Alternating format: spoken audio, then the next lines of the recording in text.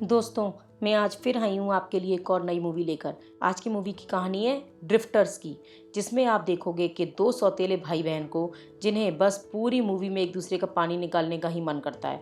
मैं उम्मीद करती हूँ कि आपको ये मूवी ज़रूर पसंद आएगी। कहानी की शुरुआत में हम देखते हैं कि एक बाप और उसके बेटा रेस्टोरेंट में बैठे हैं, जहाँ पर हमें पता चलता है कि कैसे बाप ने बेटे के बचपन में ही उसकी माँ को छोड़कर दूसरी शादी कर ली थी, क्योंकि उसका बाप रोज़ कड़ी चावल खाकर परेशान हो गया था।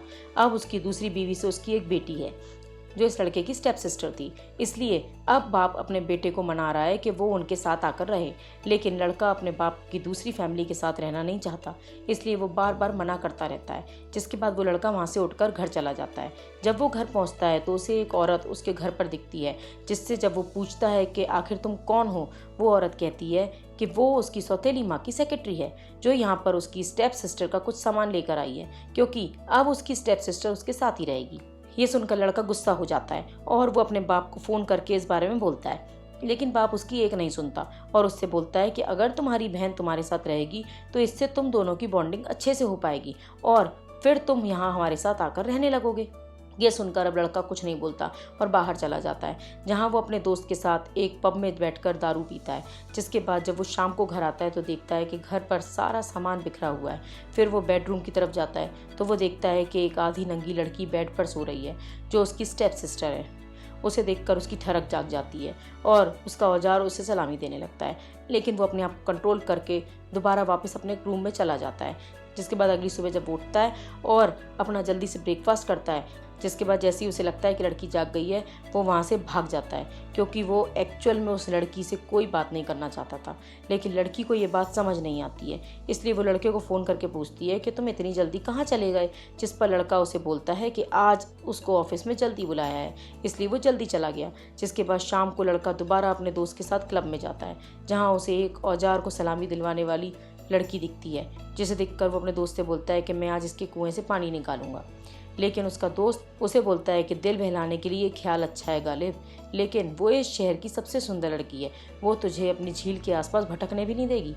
जिस पर लड़का उसे बोलता है कि आज मैं इसका ही पानी पीऊँगा। इसके बाद वो सीधा लड़की के पास चला जाता है। फिर हम देखते हैं कि क्लब से निकलते हुए वो अपने दोस्त को उस लड़की का नंबर दिखाता है और बोलता है कि उसके साथ उसका काम सेट हो गया है। जिसके बाद अब वो, क्योंकि अपने घर नहीं जाना चाहता था, इसलिए वो पास के एक रेस्टोरेंट में ही बैठकर पूरी रात बिताता है। जिसके बाद वो सुबह होते ही फिर से अपने बाप से मिलने जाता है, ताकि उसको ये बोल सके कि उसे अपने स्टेप सिस्टर को अपने घर नहीं रखना है। लेकिन यहाँ तो उसका बाप अपना ही रोना लेकर बैठ जाता है, जो उसे बताता है कि उसकी माँ उसे बिल्कुल भी नहीं देती थी, मेरा मतलब है प्यार नहीं देती थी, इसलिए उसने मजबूरी में दूसरी शादी की थी और अब वो चाहता है कि वो उसकी दूसरी फैमिली से भी घुल मिल जाए। जिसके बाद उसे घर से उसकी स्टेप सिस्टर का फ़ोन आता है, जो उसे बोलती है कि जल्दी घर पर आ जाओ, कुछ कांड हो गया है। जिसके बाद वो भागे भागे घर जाता है, जहाँ वो देखता है कि उसके घर पर सब बिखरा हुआ है और उसके घर पर पानी पानी हो रखा है। जिस पर लड़की उसे बोलती है कि उसने वॉशिंग मशीन चलाई थी, लेकिन मशीन ख़राब हो गई है, इसलिए उससे सारा पानी लीक हो गया है। जिसके बाद वो दोनों अब साथ में पूरा घर साफ़ करते हैं और घर साफ़ सफाई करते हुए एक दूसरे से बात करते हैं। इसके बाद दोनों एक दूसरे को काफ़ी जान जाते हैं। जिसके बाद दोनों बैठकर टीवी देख रहे होते हैं। तभी लड़की लड़के से बोलती है कि हम सब लोगों को एक साथ फैमिली लंच पर चलना चाहिए। जिस पर लड़का उसे मना कर देता है और बोलता है कि उसे कहीं नहीं जाना। इसके बाद दोनों अपने अपने कमरे में सोने चले जाते हैं, लेकिन लड़के को नींद नहीं आती। जिसके बाद वो वापस अपनी बहन के कमरे में आ जाता है, जहां वो देखता है कि वो पूरे कपड़े उतार कर सो रही होती है, जिसे देखकर उसके हैंडपंप से हल्का हल्का पानी छूटने लगता है। लेकिन वो अपने हैंडपंप को कंट्रोल करके वापस अपने रूम में चला जाता है। जिसके बाद जब वो अगले दिन उठता है, तब वो देखता है कि उसकी बहन से उसका बॉयफ्रेंड मिलने आया है, जिसे वो कुछ ना कुछ बहाना करके वापस जाने को बोलता है, क्योंकि वो नहीं चाहता था कि वो उसकी बहन से मिले, क्योंकि मन ही मन अब वो भी उस लड़की के बारे में सोचने लगा था।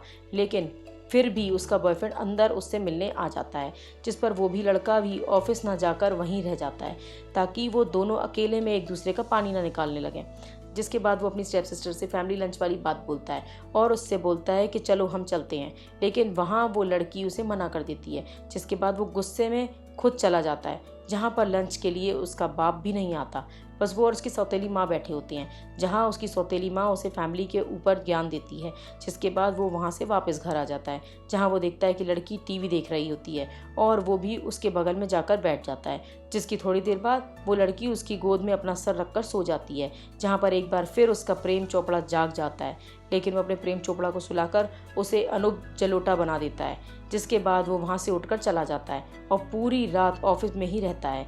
इसके बाद अब क्योंकि उसकी प्यास जाग ही चुकी होती है, इसलिए वो सुबह सुबह अपने छोटे चेतन के लिए झील का पानी ढूंढने लगता है। तभी उसे वो क्लब वाली लड़की याद आती है। जिसके बाद वो उसके पास जाता है। पहले वो उसे कुछ पीने को देती है और फिर वो उसका दूध पानी सब पीता है और पूरे दिन और पूरी रात उसके साथ दनादन दन करता है।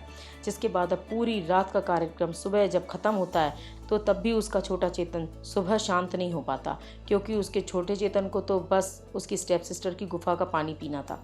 जिसके बाद वो वहाँ से सीधा अपने घर जाता है, जहाँ पर उसकी स्टेप सिस्टर उसका इंतज़ार कर रही होती है, क्योंकि वो दोनों पूरे दिन और पूरी रात नहीं मिले थे। इसलिए अब लड़की भी भरी बैठी होती है।